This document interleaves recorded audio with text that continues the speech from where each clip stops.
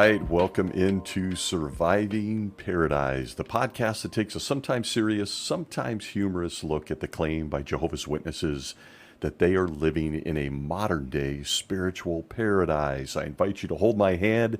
Let's walk through it together. I am your host, Stacy Bauman, former elder, ministerial servant, most importantly, a kid raised as one of Jehovah's Witnesses throughout the 70s and the 80s. As I do, warning, we try to have some fun here. We try to heal. Lots of hugs, laughter, maybe a few tears some weeks. All of that is meant to be informative and is never meant to offend.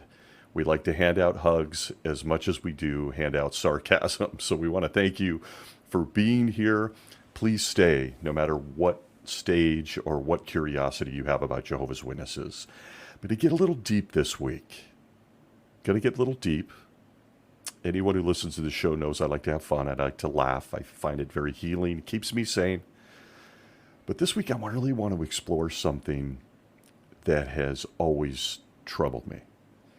I guess that's a very, very soft way of putting it, so to speak. But I also get lots of messages on this. And I find that in an odd way comforting to know that I myself am not alone. And also to know that there's so many wonderful thinking people that are trying to break free from some of this. But let me just start out with this. There is a lot a person loses by associating with Jehovah's Witnesses. I'm very open that I believe Jehovah's Witnesses to be a cult. Now look, not everyone agrees, including other people that have left the religion. But I personally firmly believe Jehovah's Witnesses to be a cult. And I'll say here that they probably didn't start out that way. If you trace their history back to Charles Taze Russell, otherwise known as Chuck on this show, and you truly dig into it, many of us reach the conclusion that he was nothing more than an opportunist and a whack job. That's my take. It's difficult to pin what Jehovah's Witnesses have become on good old Chuck. He just seemed to love himself some pyramids. He claimed to have the cure for cancer. He loved suing people, including newspapers that questioned him. He defrauded his wife. And well, in probably one of his finest moments, he really liked himself some good miracle wheat, which he advertised at $60 a bushel in the Watchtower, back when they had advertisements. But you can throw all of that out because he was chosen by Jesus to speak to mankind, allegedly. And well, Jesus apparently went gluten-free at some point because the miracle wheat soon disappeared. In my opinion, Russell was a nut job, businessman and an opportunist with a pretty healthy ego.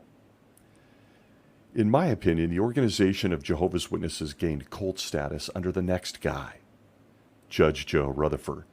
Himself an opportunist, businessman, and might I add, a lover of booze, but he was shrewd. He clearly knew how to leverage people's emotions. And look, every good cult leader does. It was under the judge that the organization created the infrastructure for what I consider to be a cult, albeit a subtle version of a cult, which only speaks to either Joe's genius or his dumb luck. I'm not sure which, because no one deserves credit for effectively manipulating people.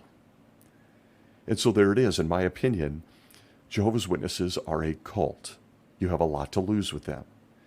And while we could point to any number of reasons why, there is one reason that I've thought long and hard about during my exit and even the subsequent years that I've been out of Jehovah's Witnesses, of which is about 14. And I want to explore it. Full disclaimer, I've always had a little trouble defining it or even conveying or communicating exactly what I mean, but I'm going to give it my best shot as I try to do. It's different for each person that was or is currently a Jehovah's Witness. I say that because I would imagine that the experience of what I'm about to describe is different in many ways for someone born into Jehovah's Witnesses versus someone who studied the Bible with them and became a Jehovah's Witness later in their life after they've matured or become an adult. And look, it's all so subtle. It's masterful. And frankly, it's evil. That's my opinion. There is a long list of things you lose by associating with Jehovah's Witnesses, but nowhere is their cult status more evident to me personally or more devastating than when you consider how Jehovah's Witnesses lose a sense of self. A sense of self. Even more devastating is that for those born into this religion, they may never have even developed a sense of self. The loss of self or identity, as you will come to see, agree, or not, is devastating. We are truly, as human beings on this rock floating through space, we are really nothing without a sense of self. Our personal identity marks us as the one and only throughout all the streams of time. Let that sink in. It's humbling. And frankly, it's awe-inspiring to think that there will never be another you. There will never be another me. Maybe some people are grateful for that. But that is awe-inspiring. Scientists estimate that there is a 1 in 400 trillion chance that we are ever even born. We are miracles. Our sense of self, our identity, who we are, is a masterpiece. It will never be copied. It will never happen again. From Heather Cherry, Women's Media in Forbes, June 16th, 2022, I thought she said it so well here. She said, quote, "Having a solid sense of self is essential to your overall well-being, mental, physical, emotional, and spiritual health, fueling your recognition of your worth. Lacking a strong sense of self can make it hard to know what you want, forging feelings of uncertainty or indecisiveness for important decisions. As a result, you may feel that you are drifting through life, carried by other people and circumstances rather than momentum." End quote. Really well said when considering self, identity. We're nothing without it. Each of us, nothing without it. I guess you could say we're just a meat sack. And consider what an incredible miracle that we really are, and that it will never be repeated. And then celebrate. Celebrate. It's incredible. But she mentioned there in her comment that without a sense of self, or having your sense of self taken from you, can leave you lost, drifting through life. But imagine now, if you could gain control of a person's sense of self. What does that look like? What would be the impact on that?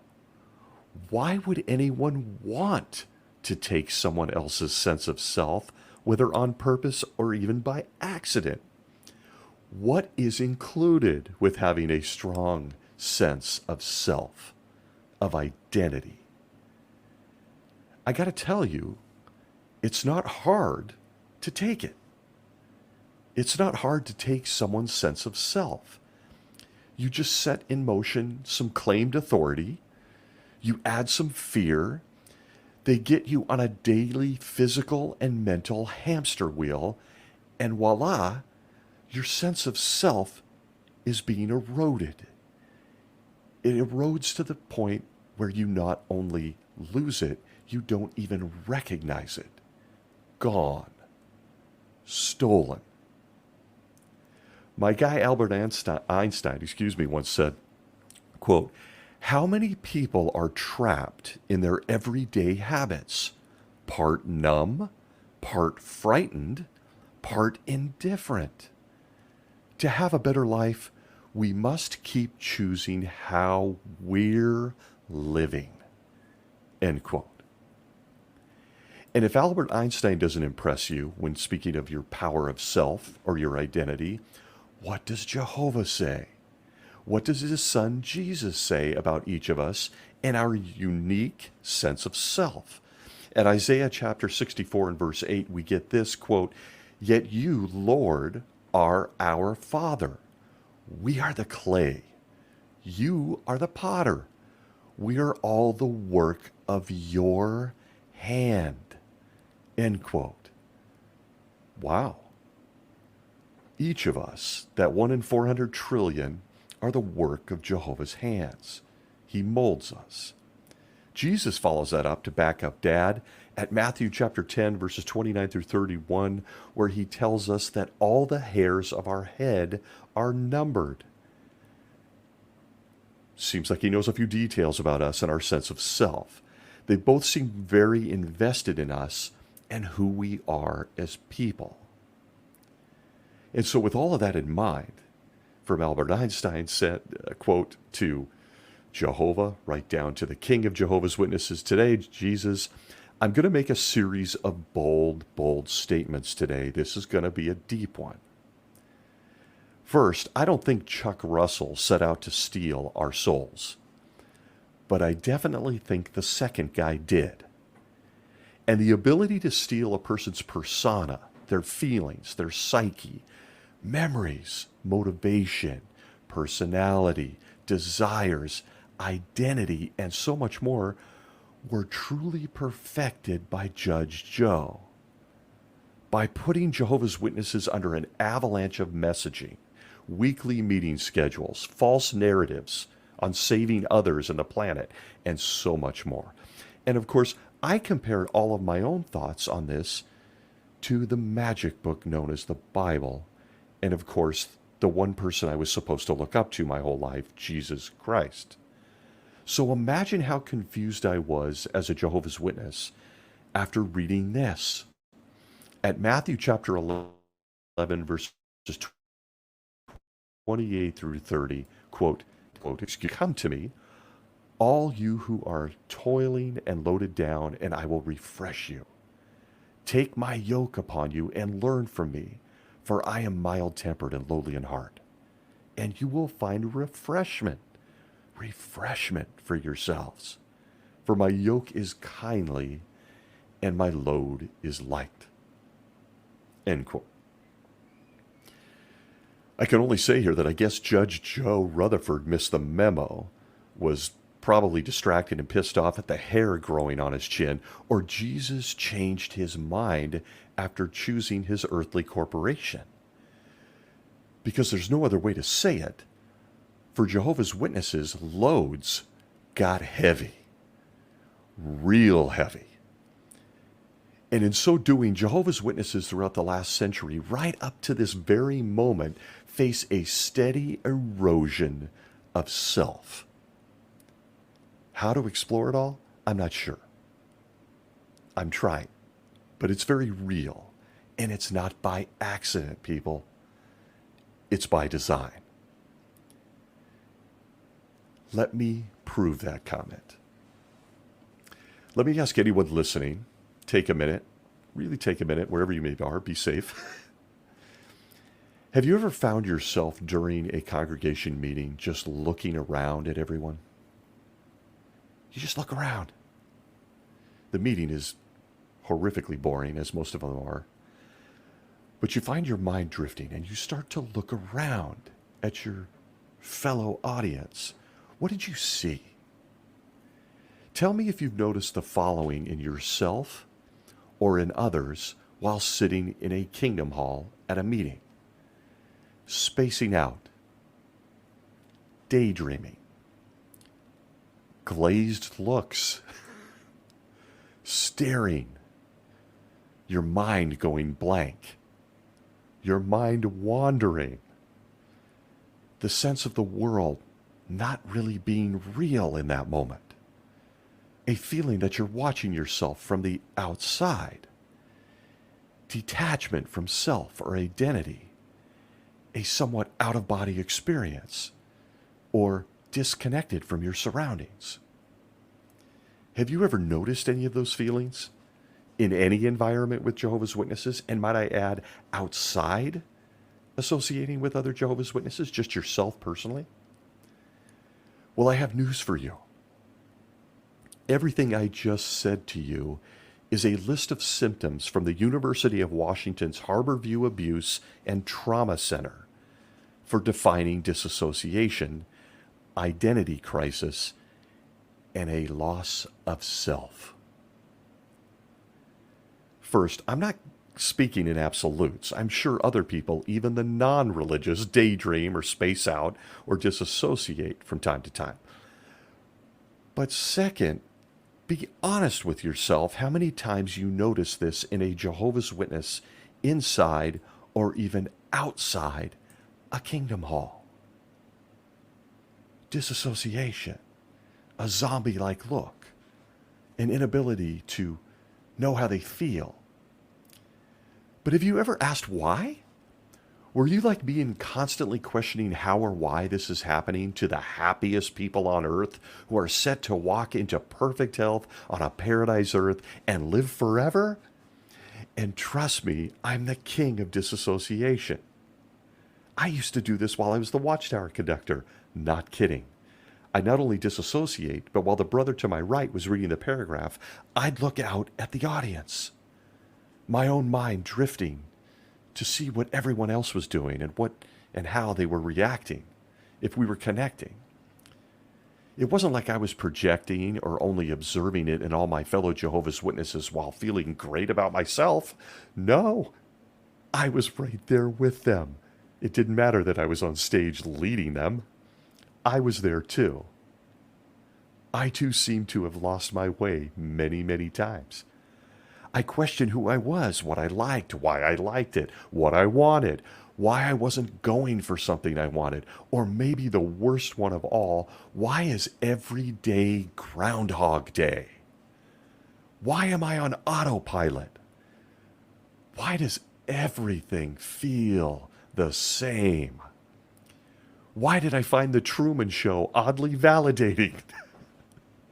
These are all things that ran through my mind, oftentimes from the stage. Not kidding. And frankly, while it's easy to make light of some of this and you have to stay sane, let's be honest. We just read from psychologists, from doctors, this stuff is serious. But how about my own brand of answers to some of those questions?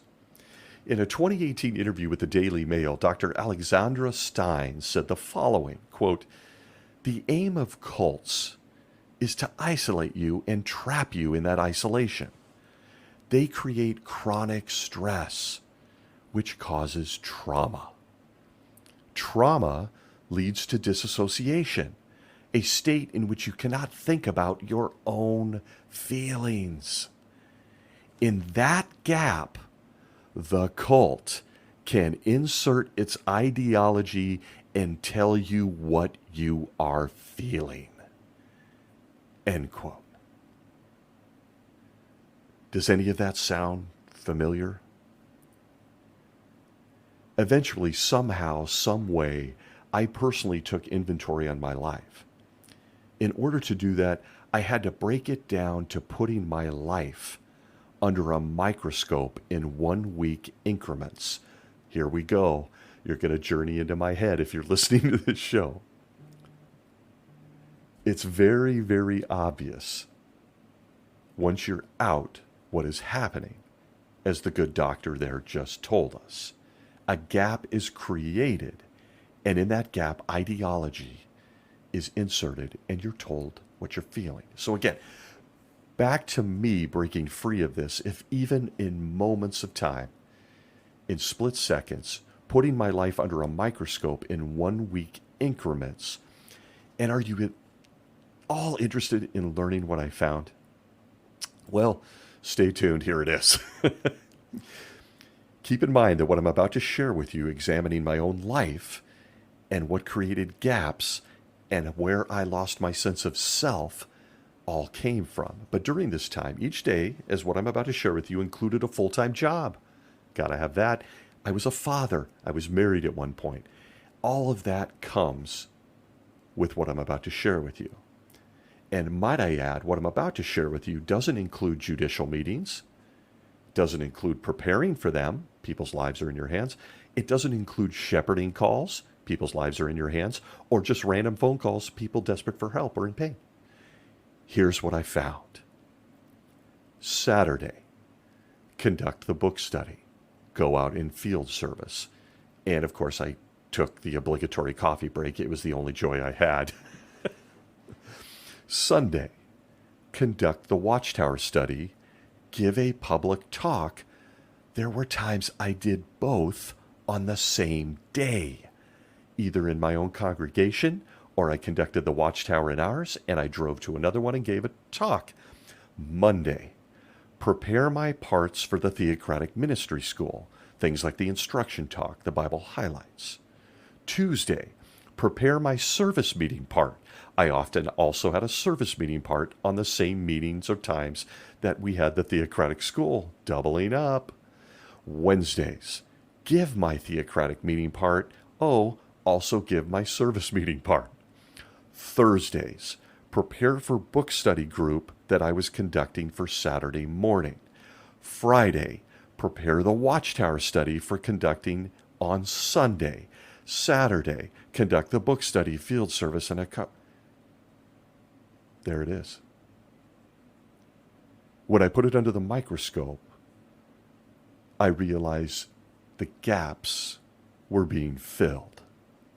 And as a kid born into Jehovah's Witnesses, taught from the toddler age, all things Jehovah's Witness, and then moving into a schedule like the one I just related to you as an adult, it began to hit me in my late 30s that I had no idea who I was. And it's emotional. It chokes me up when I think about it. They most certainly told me who I was and what I was feeling. Coupled with being a child of divorce, growing up poor, puberty, self-esteem issues, and everything else that comes upon all of us. And did I mention I got married at 19 years old? I had no clue in my life as a Jehovah's Witness who Stacy was. And full disclosure, in a moment of vulnerability, I still struggle with this sometimes.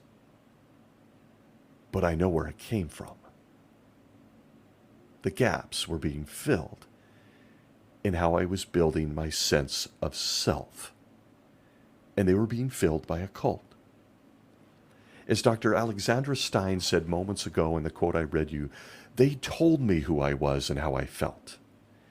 In me, they had created a zombie with very little sense of self. The things I loved were in the background or gone, or I felt bad about them. Can you relate? And so there was a reason I would let my eyes drift around the Kingdom Hall during a meeting. Was I alone? Was anybody else feeling the same way? Am I really even here? Is this all a dream? Am I in the Matrix? Is this real? I'm almost certain I'm not alone in expressing vulnerably those feelings. Your time as a Jehovah's Witness erodes you. And how do I even explain this dynamic? And I hope you're at least following along on this long ramble. But I hate to think any precious soul can relate to this, even though I know they can. I know you can. It's awful. Of all the things Jehovah's Witnesses steal from people, I rank time and the sense of self as the most criminal. And don't get me going on the fact that this is happening to children. I was one of them. Many of us, possibly listening, were one of those kids at one point. But not a surprise. Why does this surprise you? In an odd, conflicting paradox, we open the book and we're told from the stage that Jehovah drowns babies. And he kills children with no help of a resurrection. It's in the book. So what's the big deal about an organization stealing your sense of self? Or at least creating the dynamic where you lose your sense of self. It's almost minor compared to the book we're told to read. If you're born into Jehovah's Witnesses, there is a very good chance you never develop a healthy sense of self or who you are. I know there's witnesses sitting in kingdom halls tonight doing this. You're exposed to it all as you enter the world as a kid, oftentimes by well-meaning parents who just want their kids to live forever, ride an elephant, and eat their fruits and vegetables, who very often, as parents, are victims of having their identity stolen at some point as a Jehovah's Witness. What a scam. Nowhere does the devastation of a loss of self become more evident than the moment you leave Jehovah's Witnesses.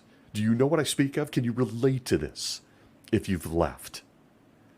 You're suddenly thrust into a world with little to no sense of identity outside of your publisher card and your ability to highlight a watchtower. The world suddenly looks very, very different when you leave. The governing body leverage your loss of self regularly, and they do it even by leveraging Jesus, the King. His words at John 6, 68, 69, when Peter asked him, "To whom should we go if we want to leave?" And they very subtly replace it with, "Where will you go if you leave?" Twisting Jesus' words to get you to guess what? Stay. Jehovah's Witnesses, the governing body, whether you were a child exposed to them or took a Bible study and learned later on, they've created an emotional toddler and turned them loose in a busy train station. Lost and confused for anyone who leaves Jehovah's Witnesses, they only want their mom and dad. And guess who that is? You know. And tragically, folks, for many, they never recover. They never recover. And it all started inside a kingdom hall, whether as a kid or as an adult, with these guys stealing and eroding your sense of self. Depressed yet? I am. And I don't take depression or disassociation lightly whatsoever. Trust me. Very serious. But it illustrates how heavy this subject is when it comes to your identity, yourself. And aside from the weekly schedule of keeping your brain on ice, how does this happen? How does this happen to good, smart, wonderful, kind people? It's as if they're actually encouraging from the stage mental and emotional disassociation. Wouldn't you agree? They're actually encouraging. Everything's out of reach. Everything's in the future. Nothing can be proven. Just take our word for it. If you leave, you're dead. And by the way, all the people you know sitting around in this kingdom hall disassociating right alongside you will shun you.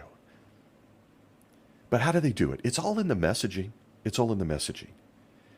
And let me tell you, what makes this subtle and evil is that it goes well beyond the obvious. But first, let's look at the obvious.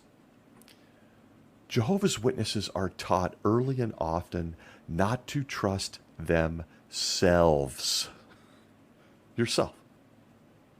They're taught to not trust their feelings, their gut, their thoughts, none of it. And again, if you're exposed to this as someone born into Jehovah's Witnesses, cue the adult dysfunction, cue the depression, the malaise, the congregation filled with zombies. It all works against how the human brain works, which is to highly value ourselves and stay alive. Even that is seen as weak thinking among Jehovah's Witnesses, because if you value your life over the organization, well, guess what? You lack faith in the resurrection and therefore may start doubting whether you'll make it into the new order or even deserve to be there.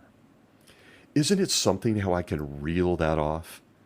14 years out and the conditioning is baked into me. It's baked into me.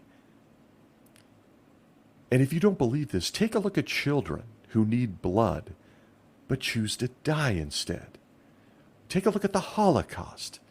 Or how about Africans dying instead of carrying a piece of paper in the 70s and 80s? It's all baked into them. It is filling the gaps in a sense of self.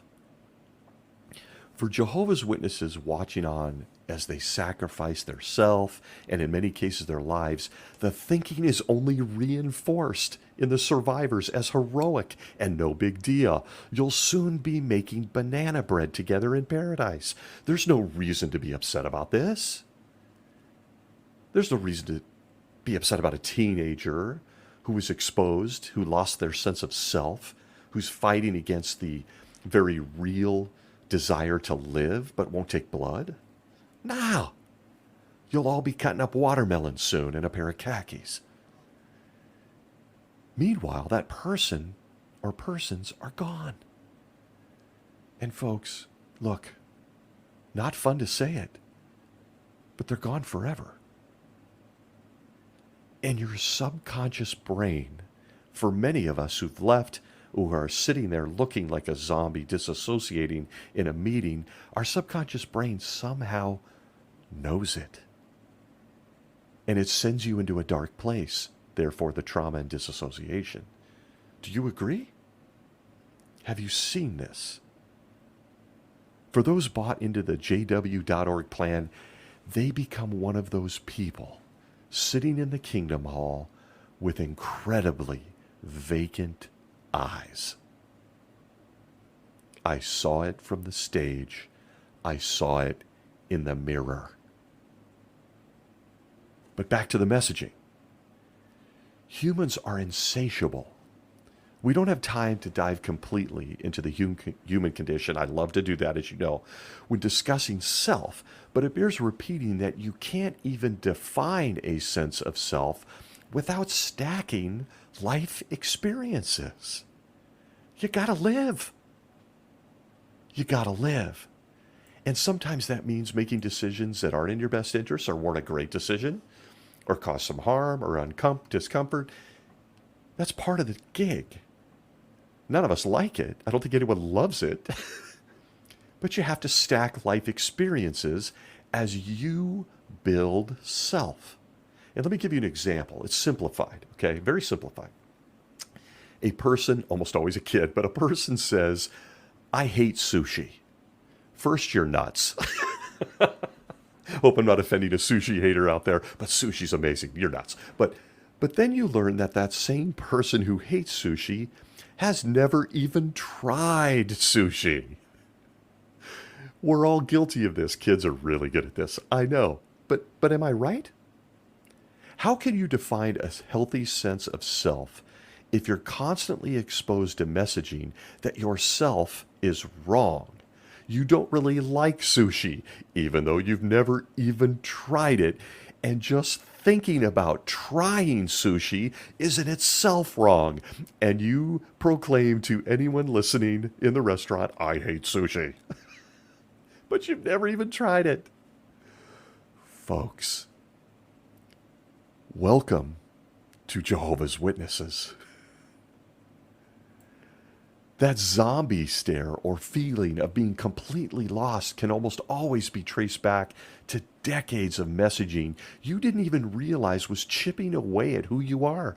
Messaging that has either discouraged you from being yourself or shamed you once you gave in and acted on being yourself. Physically doing something Jehovah's Witnesses condemn is obviously just wrong in their book, but just thinking about doing something is also wrong. Everything you desire in your normal progression through this thing we call life has an equally negative name, title, label, or connotation, and it all erodes your sense of self. You may be thinking, what does he mean? Here are some examples that I'm sure will ring a bell. But before I get to the examples, a disclaimer for those who will want to argue the point. I'll save people from posting or sending messages, although they're always welcome. I fully realize doing immoral things that hurt others without their consent or making decisions that harm others as well as ourselves is bad. It is not a good thing, okay? For those who put morals on the pedestal. I agree. I'm not here speaking on those terms. It's always bad to hurt yourself and others. I'm not saying things like, hey, you should steal a guy's wife if you want her. It's all part of who you are and your sense of self. No, I am not saying that. And I do believe we should try to avoid bad decisions. But what can't be ignored is the messaging that who you are as a person, your character, yourself, is going to subtly and constantly be called into question as a Jehovah's Witness, from very small things to much bigger things. So there's my disclaimer, got it out of the way. Okay, back to the examples of what I mean. Do any of these terms sound familiar? Let me know how they impacted you and your sense of self. It's all so subtle. Please tell me if some of this stuff didn't contribute to you doubting your own character. And take what sustained messaging like this does to your personal sense of self. It's like water dropping on a rock. It just erodes your self-image and your identity. Here we go. Tell me if you recognize these. Who remembers the term leading a double life? Who doesn't remember that badge of honor?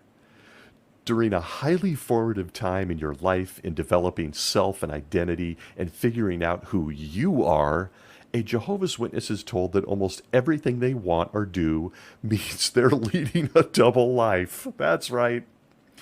And they love to get this messaging to kids. Do I need to discuss the many variations of the youth book or questions young people ask? Well, we're gonna. The youth book, chapter 2, page 16, pages 136 to 141, A Double Life. Who has to know? It asks this in a poll where you as a kid are supposed to get out a pen in their publication and check off the boxes. Have you ever, as a young person, done any of these things or gasp, thought about doing any of these things? Here they are. Drinking alcohol, associating with people your parents view as bad company, listening to debasing music, attending rowdy parties, dating secretly, watching violent or immoral movies or playing violent video games, using bad language. It says this, quote, look at the list on that previous page. Do you engage in any of those activities behind your parents' back? If so, you probably know that what you're doing is wrong, end quote. And as the chapter tells us, you, my friend, by just wanting things every human wants to experience, good or bad, are leading a double life. And might I add, in my case on this subject, let me just get out my pen here in the book. Check, check, check, check, check, check, yep, check, check, check. Was I alone? Doubtful. There were endless parts in my day. I gave some of them, it's painful to say that, for teenagers on this subject. It covered everything from dating an unbeliever to your friends at school to sex, partying, sports, and even planning on taking your SATs so you could go to college. If you were considering or taking part in any of these things, you, my friend, were living a double life. If you did none of these things, you likely grew up to be a zombie.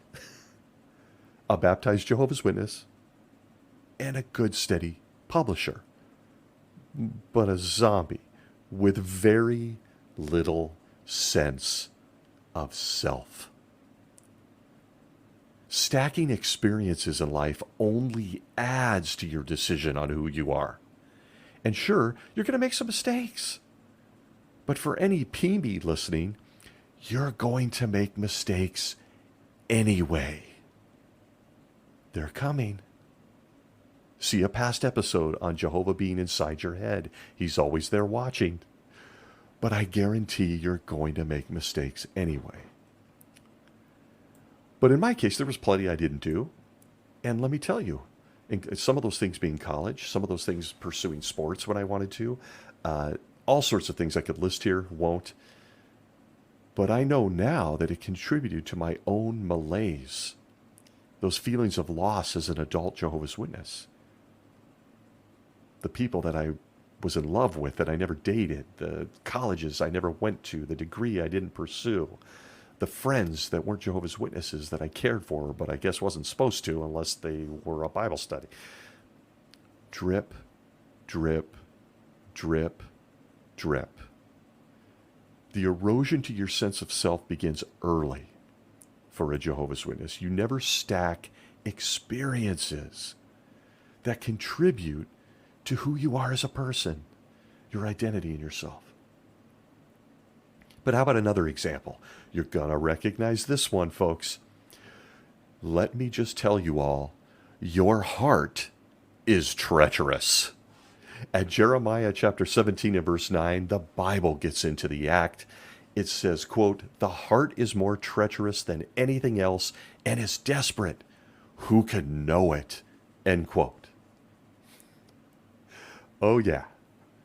The endless reminder that I'm a hot mess and I make bad decisions or I want bad things. Thank you. The irony with this one, I chose to stay in this religion. How do I know that staying isn't evidence of my heart going sideways and being treacherous? I can tell you in hindsight, it was. But the whirlpool of doubt that this little publishing company creates by leveraging a book made centuries ago is nothing more than slow drip erosion. From the Awake of July of 2007, pages 20 through 21, under the article, "Is Being Good All That Matters?" Oh, these guys.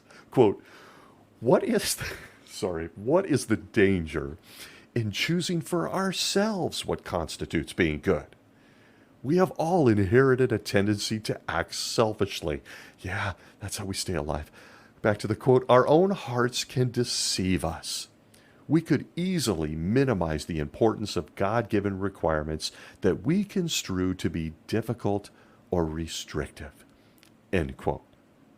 From the Watchtower of 1971, March 1st, pages 139 to 145, the article, "The Human Heart is Treacherous." Quote, "Our own experiences and the experiences of others remind us daily that one is not born with a good heart and a bent of mind toward righteousness." End quote. Take a minute, pause, and while a subject for another day, can you feel your heart beating? 1 in 400 trillion, my friends. Can you feel that thing beat? But according to Jehovah's Witnesses, drip, drip, drip, drip. We've learned to not trust ourselves, or to question our feelings, or to question where our feelings come from. It's all just treachery. That heartbeat you're feeling, that you're enjoying in this moment that is nothing more than an unbelievable miracle, is treacherous. Not exactly a self-esteem booster, is it? Especially when it's rolled out after you make your first mistake. They're sure to remind you that that miracle beating in your chest is nothing more than treachery. You're not even bent on doing anything good. Needs a whole episode. But can you feel the drip? How about another example? This one really, really, truly deserves a full episode, and will likely get it depending on a mood down the road. But I am here to tell you that Jehovah's Witnesses, and all of us by extension, if we want to live in paradise, we need to put on the new personality. How many of you finished that sentence with me? Oh, the irony. The irony of a God who claims to know me at conception, then allows me to be born. Remember, he's the potter, he's shaping me. And then after being born, he then proceeds to ask me to change my personality. The personality he apparently was watching from conception that he formed. And no, folks, it isn't just commenting on morality and moral issues or moral faults. It means putting on the personality of a Jehovah's Witness and their organization and getting into that weekly schedule I shared with you earlier. Would you like an example? From the Watchtower of 2008, November 15th, pages 3 through 5, what kind of person do you want to be? We get this experience, and God, who doesn't love the experiences? Who doesn't miss these? The uncorroborated experience by some precious soul who himself was trying to form a sense of self. But then we get this, quote, "The chief of police of a town in the Philippines asked a pioneer, 'What did you do to get that man to change his conduct?' Pointing to the stack of papers on his desk, he added, 'Did you know that all of these are records of past judicial cases against him? You have relieved us of one of our headaches in this town.' The man in question had been a drunken brawler who constantly caused trouble. He apparently had never been to an elders meeting or barbecue. Back to the quote, what moved him to make tremendous changes in his life? It was the inspired mission of God's Word, the Bible, addition by me that he could only study with Jehovah's Witnesses. But it continues and it continues here. Pay attention to the messaging and comparisons regarding personality. Quote, our making changes and progressing to the point of qualifying for baptism, though, is only a beginning. When presenting ourselves for water immersion, we are much like a piece of wood that has been carved into a basic shape. The object is identifiable, but much work remains to be done. The carver still needs to add the finer details in order to make the object beautiful. At the time of baptism, we have the basic qualities required to be a servant of God. When we renovate an old house, it is not enough to paint the outside if there are rotten beams inside. Ignoring structural defects would only invite trouble later. Similarly, God, I hate that word, a veneer of uprightness is not enough. We must get to the core of our personality and recognize problems that need to be solved. Otherwise, old personality traits are bound to resurface. Self-scrutiny, then, is a must." End quote. My personality, my decisions, my feelings, even my mistakes make me not good enough. I guess I'm just an ugly piece of wood that wasn't carved correctly, or while I look good on the outside, I'm really just a rotting house. All because I just wanted to try that cigarette, or have sex with that cute person, or go to college. My personality, my sense of self, who I am, all the good stuff, it's all buried under bad stuff. And I need to change a personality that Jehovah witnessed at conception, that he took part in forming, as the Bible tells me. He now wants to change it. Kind of like going back to the Mona Lisa and painting over her, or even more powerful, I should say, taking something that you'll only see once in all the stream of time that came to us in a 1 in 400 trillion chance, and now changing it. Drip, drip, drip, drip. I'm not here trying to be a delicate little flower and encourage doing bad stuff. I'm not trying to encourage doing dangerous things on your journey to self-discovery. But listen, guess what? It's inevitable. You're going to stack experiences that aren't the best. You're going to make decisions that aren't the best.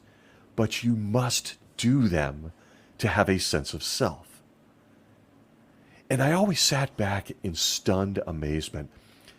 Where does this cult ever just say something like this: "Hey, you're amazing." Not your best decision you just made right there, but forget it, forget it, forget it. Let's keep going. You are 1 in 400 trillion, baby. 1 in 400 trillion.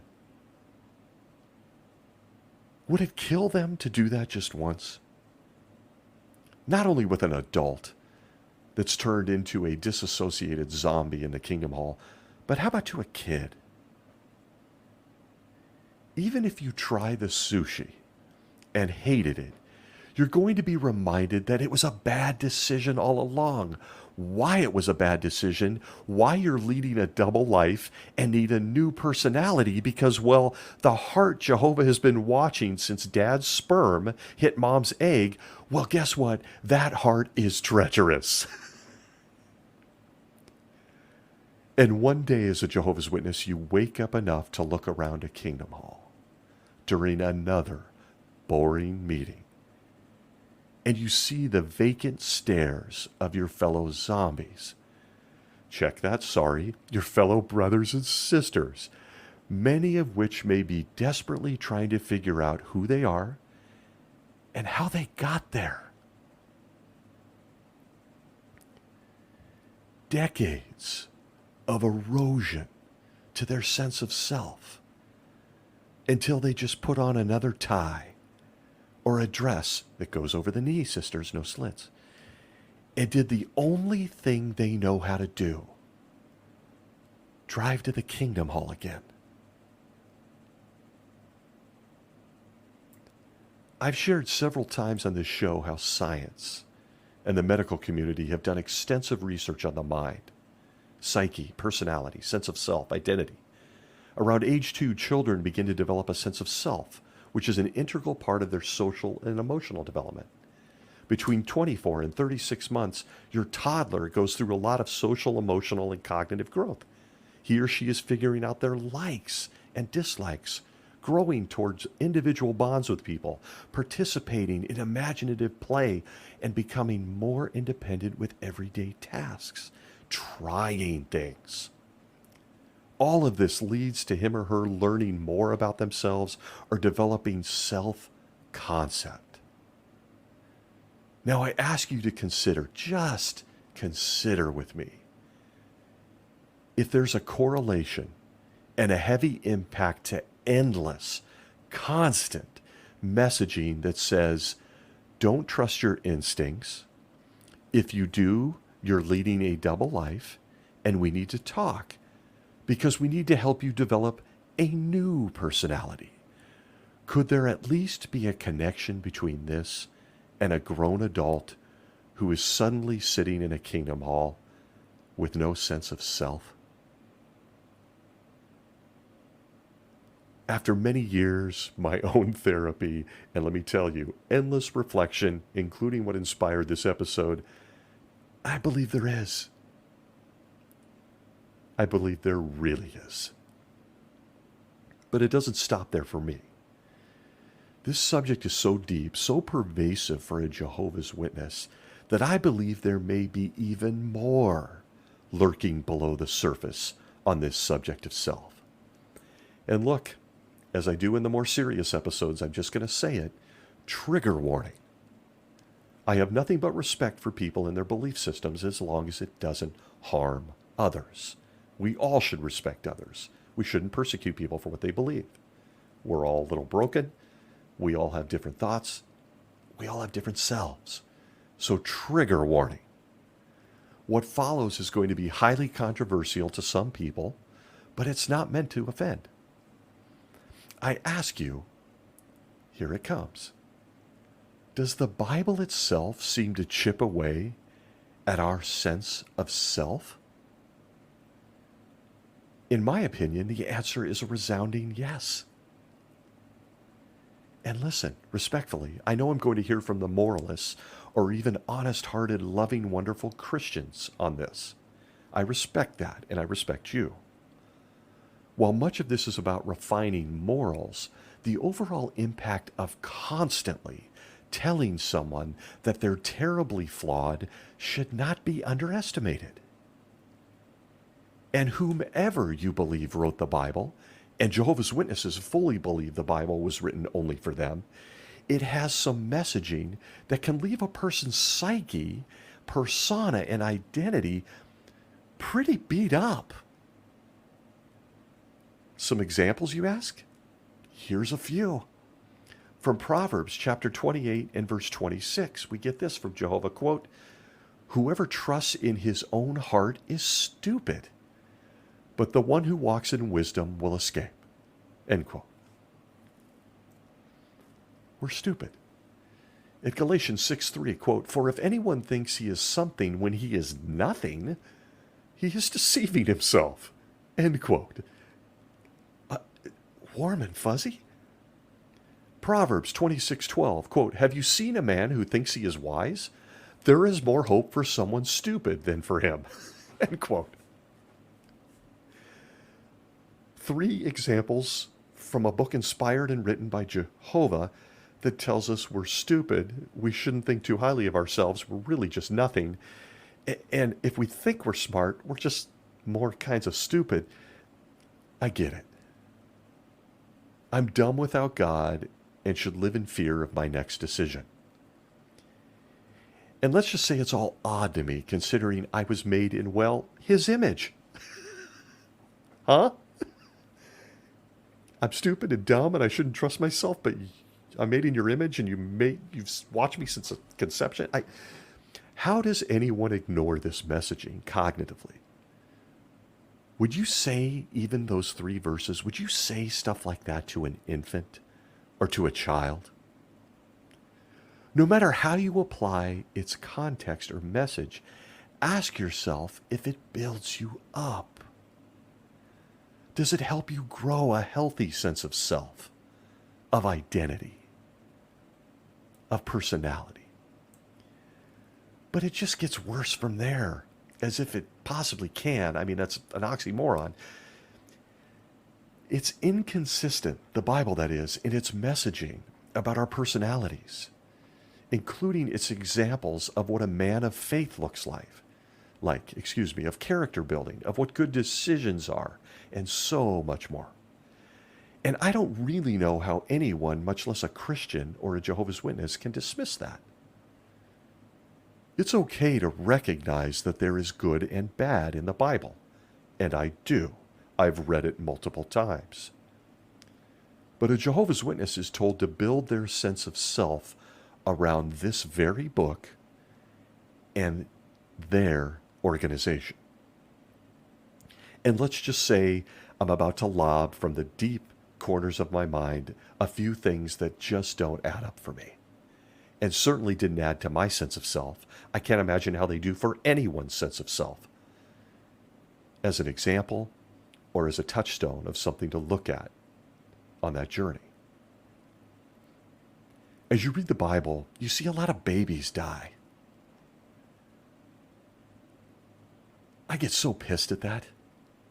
Babies don't deserve to die. They don't deserve to die at the flood. A made-up story, in my opinion. It's absurd.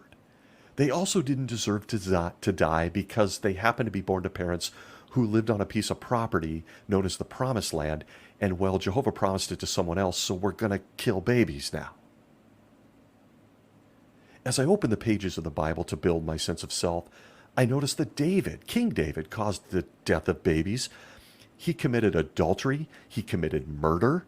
He volunteered 72,000 innocent people to die over a census sin. He stole things and a whole bunch more. Yet the Bible says he was a man after Jehovah's heart. Heart is treacherous. Never mind. And that's difficult, folks, to explain to a teenager who was about to be disfellowshipped and shunned until further notice for, I don't know, smoking a cigarette? I know how difficult it all is because, well, I did it. And then the Bible tells me in 2 Peter 2:7, in building my sense of self, it tells me that Lot was a righteous man, but he liked booze. And did we mention that he had sex with both of his daughters? Now listen, I'm just a 16-year-old kid. She smiled at me, and well, we took off our clothes and we had sex. But let me tell you something, dear elder body and judicial committee, she wasn't my daughter. And you're disfellowshipping me for living a double life because that same treacherous heart that convinced me to get baptized at 10 years old is coming back to haunt me when I just want to have sex with a cute girl? If you think I'm trying to be funny, give it a second. Sit with it for a minute. This little example happens all the time. It's happening tonight in a congregation of Jehovah's Witnesses. And I know because I was the kid with the girl, I knew about Lot, and well, I was also the elder. And well, no matter who you are in this little drama, at some point, and I'll speak from experience, you have a lucid moment watching this thing, participating in this thing, whether the kid or the elder getting rid of him, and all that led up to it. And you look in the mirror when you get home and you ask a simple question. Who the hell am I? What do I believe? Lot's a good guy, but I'm a bad guy, or that kid is a bad guy? Who the hell am I? And for most Jehovah's Witnesses, they beat those thoughts, the doubts, into submission. And they drive to the Kingdom Hall. Their sense of self has been eroding for decades. Or possibly their sense of self never even developed. And some guy named Judge Joe started this stuff, and he's been succeeded by guys in New York who have become masters at doing this stuff. If what I've stated isn't enough for you, please explain to me how an estimated 8 million people are supporting a teaching that generations overlap. That I overlap with my great-great-grandfather that I never met.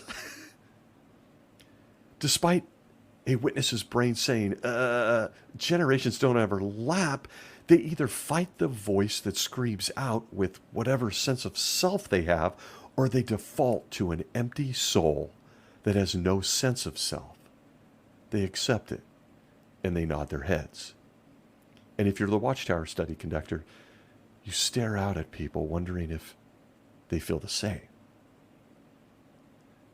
If you're in the audience, you look around the Kingdom Hall.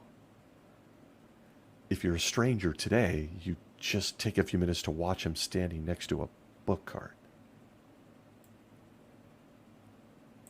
But in my experience, there were times I found myself asking basic questions as I tried to figure out who I was at different stages in my life.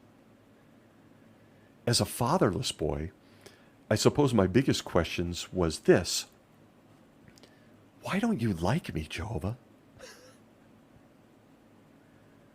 You were there in the beginning. I'm 1 in 400 trillion. Why don't you trust me? Something's off. Something's off here. Your book says at Psalms 139, 13 through 16, it says this, quote, "For you produced my kidneys. You kept me screened off in my mother's womb. I praise you because in an awe-inspiring way, I am wonderfully made. Your works are wonderful. I know this very well. My bones were not hidden from you when I was made in secret, when I was woven in the depths of the earth. Your eyes even saw me as an embryo.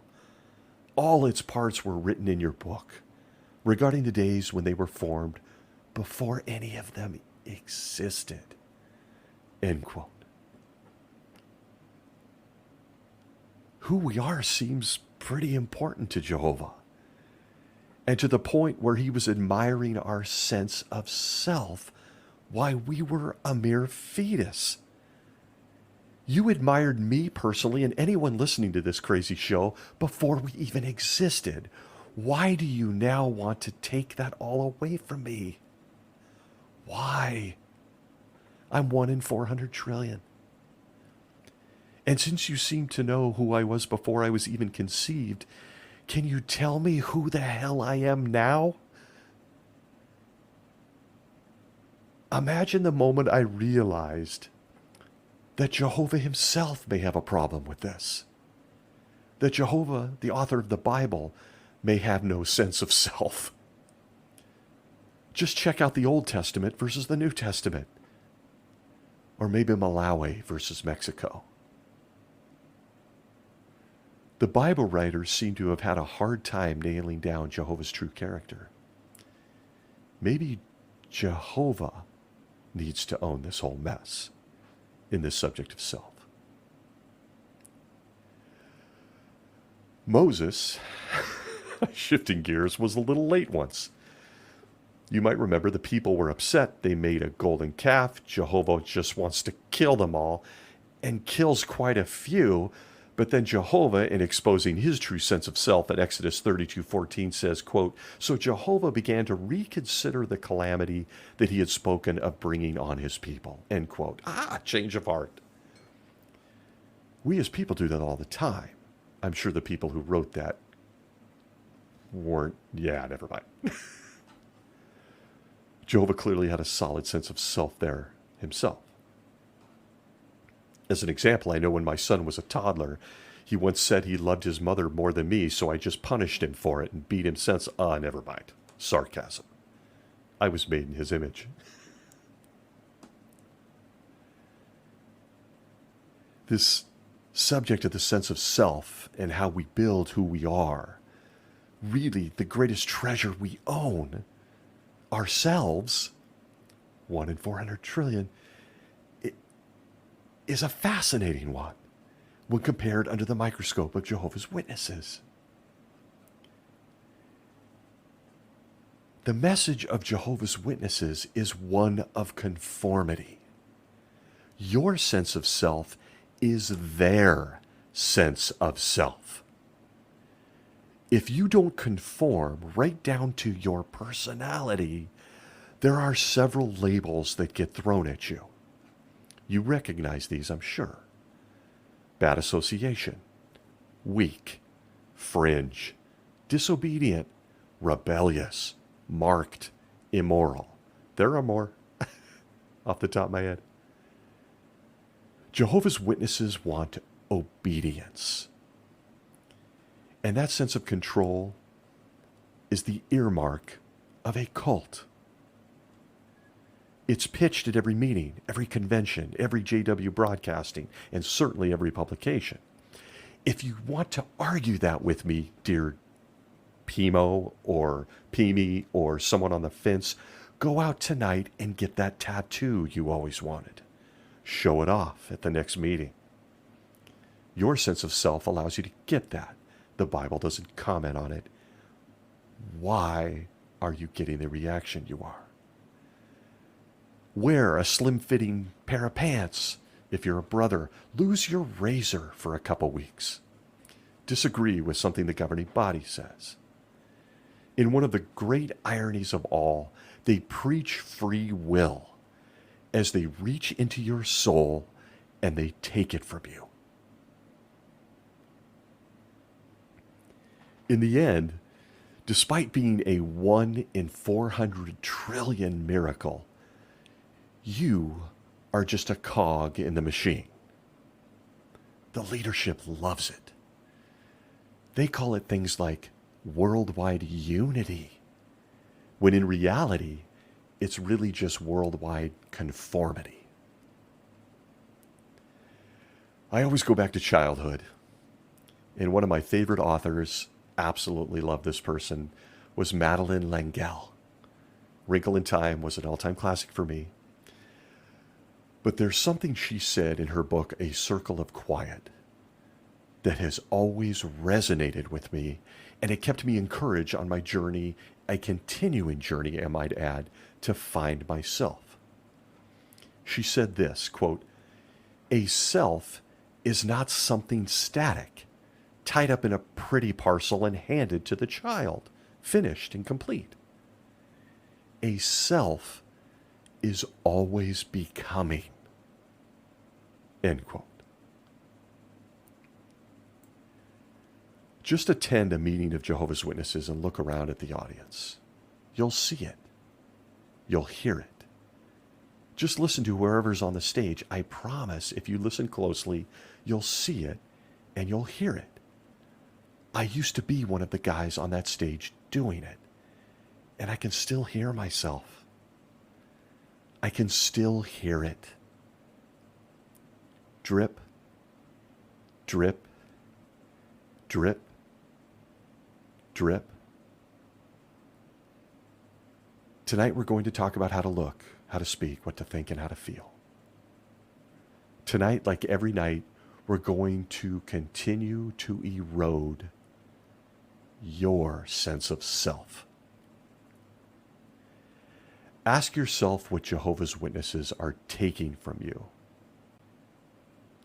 And friends, in a final recommendation, try the sushi. Try the sushi. If you know, you know. Wherever you may be, thank you for listening. I'm so grateful for each of you. Until next week, be well.